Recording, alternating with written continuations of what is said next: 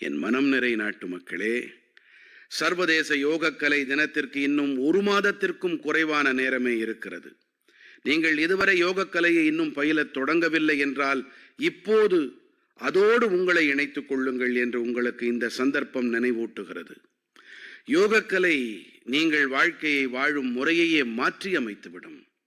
நண்பர்களே, 2015ஆம் ஆண்டு ஜூன் மாதம் 21ஆம் தேதியன்று யோகக்கலை தினம் தொடங்கப்பட்ட பிறகிலிருந்து இதன்பால் ஈர்ப்பு அதிகரித்து கொண்டே வருகிறது. இந்த முறையும் கூட யோகக்கலை தினம் தொடர்பாக உலகெங்கிலும் மக்களின் உற்சாகமும் உவகையும் தெளிவாக காண முடிகிறது. பல்வேறு அமைப்புகள் தங்களுடைய தயாரிப்பு பணிகளில் ஈடுபட்டு வருகிறார்கள். கடந்த ஆண்டுகளின் காட்சிகள் எல்லாம் மிகுந்த உள்ளெழுச்சியை ஏற்படுத்தும் வகையில் அமைந்திருக்கின்றன. பல்வேறு நாடுகளில் ஒரு சமயம் மக்கள் யோகக்கலை சங்கிலி தொடரை உருவாக்கினார்கள், யோகக்கலை வளையத்தை ஏற்படுத்தினார்கள்.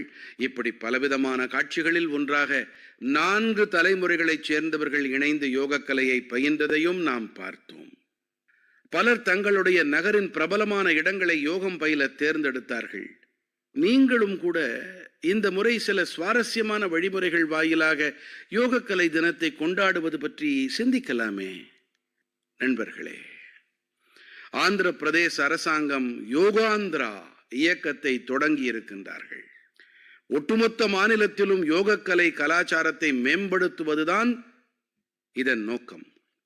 இந்த இயக்கத்தின்படி யோகக்கலை பயில்வோர் 10 லட்சம் பேர் கொண்ட கூட்டத்தை ஏற்படுத்துவது.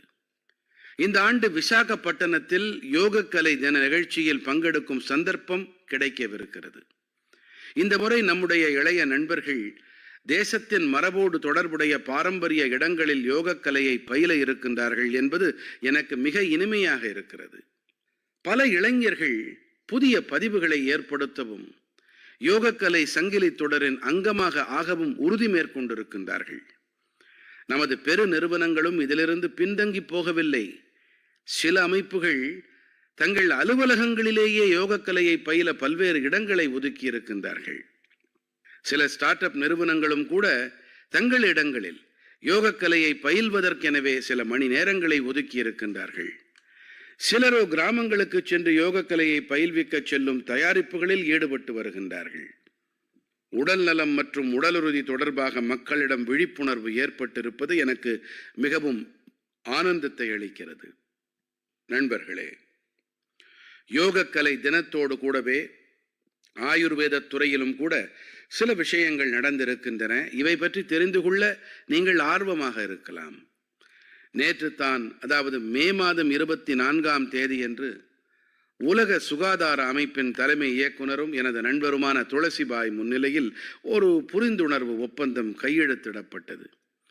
இந்த ஒப்பந்தத்தோடு கூடவே உடல்நல இடையீடுகளின் சர்வதேச வகைப்படுத்தல் படி பிரத்யேகமான பாரம்பரிய மருந்துகள் பாகம் தொடர்பான பணிகள் தொடங்கப்பட்டு விட்டன. இந்த முன்முயற்சி காரணமாக ஆயுஷை ஒட்டுமொத்த உலகிலும் விஞ்ஞான முறைப்படி அதிகளவு மக்களிடத்தில் கொண்டு சேர்க்க பேருதவியாக இருக்கும்.